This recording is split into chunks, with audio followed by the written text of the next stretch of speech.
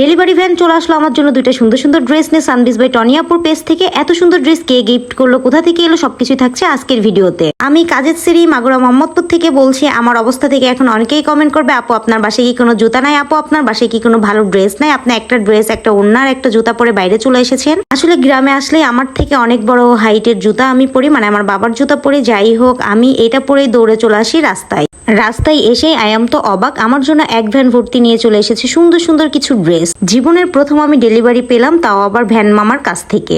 আপনাদের হয়তো অনেকেরই অনেক এক্সপিরিয়েন্স আছে এই ব্যাপারটা নিয়ে, কিন্তু আমি হয়তো এই জীবনের প্রথমই ভ্যান মামার থেকেই ডেলিভারি অ্যাকসেপ্ট করলাম।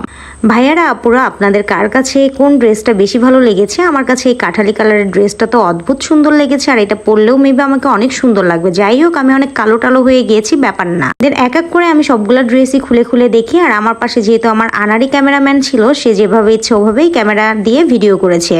যাই হোক, আনারি ক্যামেরাম্যান কিন্তু ভালোই কাজ করেছে। আমি যদিও প্রস্তুত ছিলাম না, আমি জানিও না ও ভিডিও করছে, তারপর আমি সুন্দরভাবেই কিন্তু পোজ দিয়েছে। আর এই ড্রেসটা ধরে আমার মনে হচ্ছে আমি একদম নতুন বউ হয়ে গেলাম। সাথে সাথে এই দুইটা ড্রেস সুন্দর করে চেক করে নিচ্ছিলাম, আর যেখানে ম্যাক্সিমাম প্রবলেমই ছিল এই ড্রেসটাতে বিভিন্ন জায়গায় ফুটা ছিটা দেন আরো অনেক কিছুই ছিল, তারপর আমি রেখে দিলাম।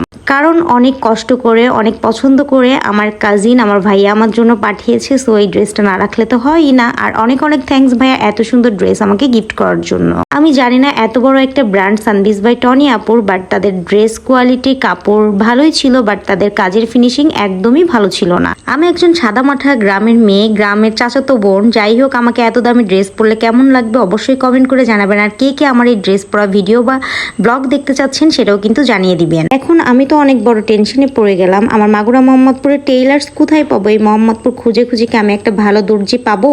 আমার যদি ভিডিও কেউ মাগুরা মোহাম্মদপুরে দেখে থাকেন, অবশ্যই আমাকে একজন ভালো টেইলার সাজেস্ট করবেন। আচ্ছা আপুরা, আপনারা কোন ড্রেসটা পরা আগে দেখতে চান, ইয়েলো কালার নাকি মেরুন কালার? যেটার ভোট বেশি আসবে আমি ওই ড্রেসটাই পরে আগে আপনাদেরকে ভিডিও করে দিব। আমার তো অনেক বেশি খুশি লাগতেছিল, ভাবলাম আমার আপুদের সাথেও শেয়ার করে আপুদের মতামত জানি যে আপুরা কোন ড্রেসটাকে বেশি ভোট দেয়। আমার কাছে দুইটাই অনেক ভালো লেগেছে, আমাকে মনে হয় দুইটাতেই অনেক ভালো মানাবে। যাই হোক, কাজের মেয়ে বলে কথা।